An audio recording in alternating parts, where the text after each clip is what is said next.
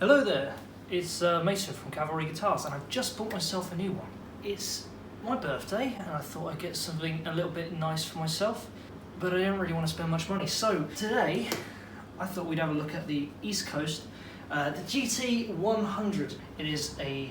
It comes in at about £100. It's currently on sale, but I think it usually floats around that price. At least this model with the quilt top is a little bit more expensive, or print quilt top. And we're going to have a little deep look at it and see if it really holds up, because it's got a little bit of a reputation for being a great guitar at a great price range for people who are just getting into it. And it used to be quite difficult to get hold of a good guitar for about £100. I remember even when I started, which is only about 8 years ago. Was it 8 years ago? Something like that. The market was completely different. It used to be go Squire or go home, really. Now these days, Squire are creeping up and up in price. So this led to Lee Anderton saying, you know what, we're going to look for other brands. And he pointed out this brand. I didn't buy it from Anderton's. They didn't have it in stock. I went instead to Guitar, which is the website in the background. They shipped it next day. Brilliant, lovely, epic. So here it is, and I think we'll have a look. And I just want to start by mentioning, it comes with a brown box under script. You're not expecting much else for your money at this price, but I kind of hope for a little bit more padding. It's a little bit, you hear that? That's a lot of movement in that. It should be fine. Okie dokie, let's see what we got. Ooh, that explains all the noise. Well, forgive me, I got a little ahead of myself. I put a box in a box. I suppose we're out for round two. This does make a bit more sense though, this size. Alright, so here it is. And to be honest with you, it looks relatively well wrapped for an affordable instrument. This is about what you'll expect. There's not sort of foam around a selector switch to stop it from getting snapped or damaged, and as you can see, it's just ripped through the foam. But that's why they normally put that on. And it does come with a handy little bag, a little extra cable which I probably won't use, or the Allen key, of which I have far too many. But for the new beginners, this is a good little first aid pack. First aid, whatever. And there we go. All that can go in the corridor. So, in amongst the elastic bands, here she is. Useless. One of the weirder things on the website is that it says, and this is a purple heart fretboard. I suppose you can see a bit of the purple texture. I will take some close-ups later for a little bit of B-roll, and hopefully I'll show them about now. So it's a maple neck,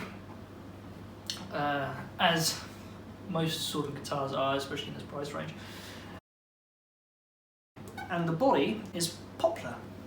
Poplar being sort of a fairly decent wood, not too expensive, but fairly light. It's actually a decent weight, and the body feels relatively small as well. If I compare that to, what's the closest thing I've got on? I haven't trimmed the strings yet. But if I compare that to the Schecter Nick Johnson, it is a tad small. I say smaller in shape, and that's, you know, that's fine. There's plenty of smaller body guitars out there. There's like the Jackson Dinky. This is a 25.5-inch scale length. So don't be fooled, it's not a short scale length like a Mustang would be, but it is a slightly smaller body. You can actually sort of see a little bit of translucent grain on here. There's a very obvious top piece, so it's at least two pieces. I can't see another bit of wood. So it may be a two-piece, it may be a three-piece. I wouldn't be surprised either way. It's kind of nice that you can see through. I'm not a fan of very hard finishes. I do like to see a bit of wood under there. And then of course you've got what they call a print quilt top. So that means it's not really a veneer, it's barely a veneer. It's just like basically a sort of an image almost of the veneer on the top, which is why it's not very figured. But again, at this price range, it is remarkable that you can even get this these days. And it comes with a lovely pearl scratch plate and little gold. Are they golden? Are they brass? I think they're silver, but they come across as a bit golden. And of course you've got the ashtray style bridge. The pickup selector's fine. Again, a little bit cheap. I don't know how to explain why it's cheap. It just does feel a bit cheap. It's like the resistance is a bit much, a little bit stiff. But again, it works, and I think it will loosen off over time. Obviously, you're not going to get any sort of, I mean, you wouldn't get push-pull anyway, really, on it, but you're not going to get any extra features on a guitar at this price range. But it does feel relatively nice, I must say. And of course, your unbranded tuners on the top, they're probably perfectly serviceable. We will see. We'll be doing a bit more in-depth of testing it out. But of course, they've done a pretty nice representation of let's face it, it's a Telecaster. It's a Telecaster style guitar.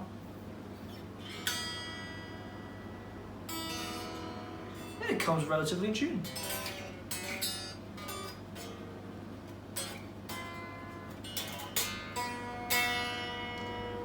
It sounds a bit honky-tonky. We'll see how it goes.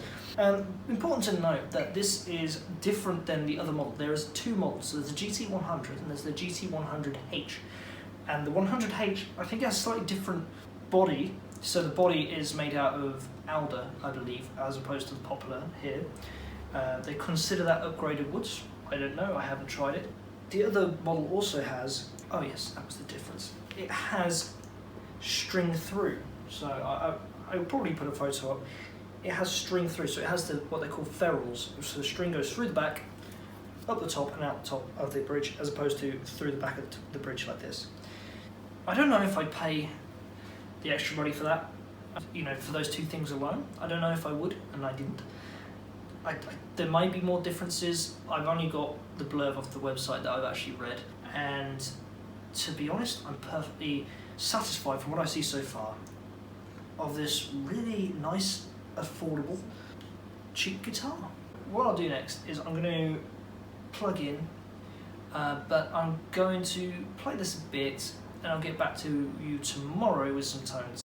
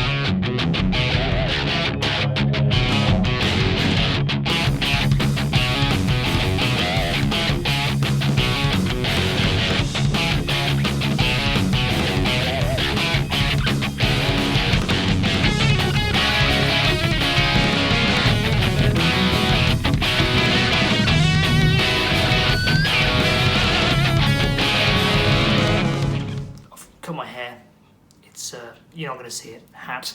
The guitar then. What do we think about it? What do we find out? Well, it's good. It's very, very good. I've actually enjoyed very much playing this model. I've never really played many Telecasters before, and this is actually the first one for me that I've had some time with, so there's a couple of sounds and stuff that I really enjoy playing with that maybe it's a Telecaster thing. I'm not so sure. I'll let you decide when you hear you've probably already heard the snapshots when I've done the video. This Purple Heart is a nice touch. You know, it's grown on me. I very much like it. And I know I've seen a couple of more affordable instruments that have been doing Purple Heart when I went looking around the internet. And you know what? I dig it. I actually prefer it to rosewood. Is it sacrificial to say? I don't really know. The guitar does have a couple of things I've noticed with my time with it. I'd say nitpicks. Honestly, there's nothing big on this instrument that I would look at and say I would actively not recommend this. It's just a couple of small things where we're talking about sort of quality control and consistency. For example, the edges of the bridge, just here and here, where it sort of folds around on the ashtray. They're a little bit, not sharp, but it feels like a little bit like a burr, like it hasn't been smoothed. Not something you're particularly going to come in contact with, not something that's going to particularly affect you, but it is there as a nitpick. The nut, I did try and take some good video footage of this with the close-ups, but I don't know if you're going to fully see it. The nut, and again, I'm gonna give it a shot. This there, I keep looking in my little mirror behind the phone because I'm doing this on the phone. The nut, it's just out a little bit. You could just take a file and smooth that down. Not a problem. In fact, where it does matter, and the fret ends and such, it's actually very well done. It's very, very nice, very smooth. It's not particularly rounded. It's not what I would say a rounded fretboard would be, but it doesn't feel too bad, you know? Like, it's very playable for what it is. As you might hear, I've lowered the action a little bit, kind of lazily. I haven't done a full setup on this yet, and we'll get onto that. It seems to be a couple of high or low frets, especially and at the top. That first fret and this 11th fret, they seem, one or two of the notes are a little bit, they buzz out. They choke. That's not, I don't think, going to distract a beginner too much. Honestly, as I say, Andertons suggested that they were going to, and I don't know if they still are, but they said they were going to do setups on each of these when a beginner would buy one, or not specifically a beginner, anyone. I don't know if they are, but if they are still offering that, that's a great deal. I think with a good setup, this guitar would be so much fun.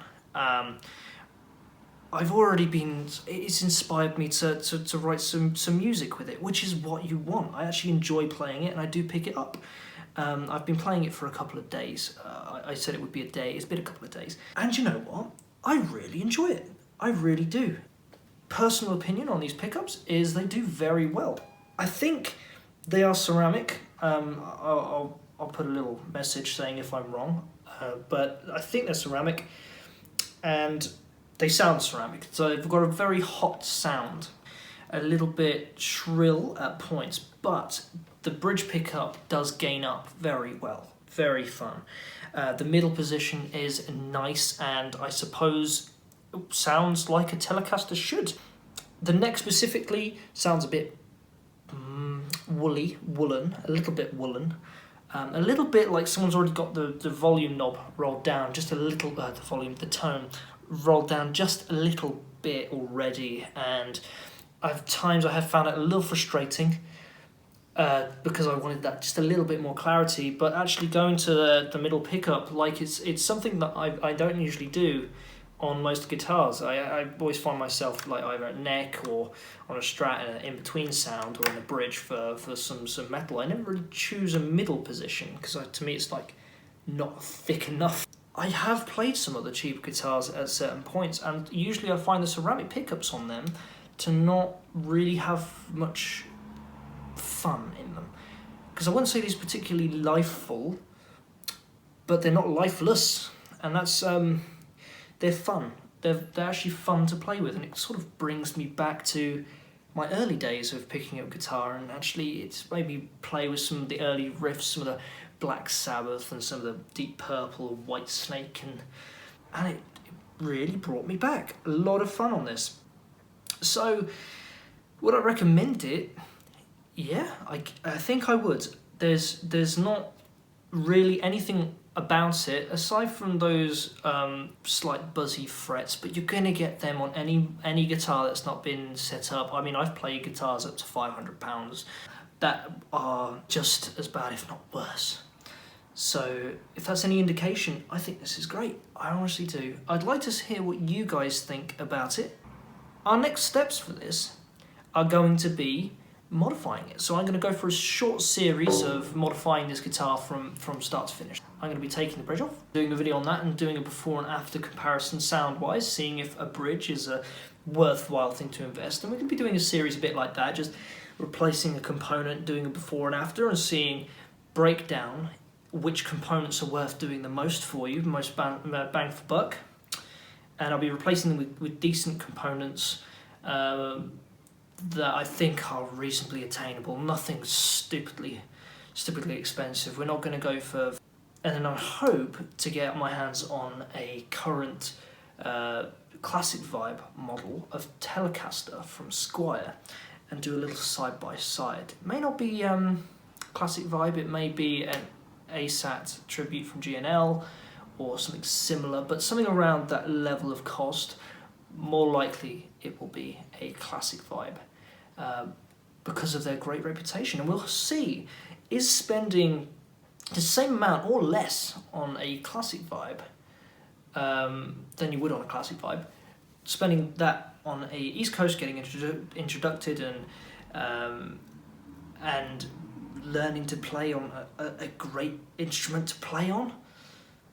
Is it worth doing that, or is it worth just going straight to a classic vibe? And I should have some more reviews of things I've got laying around.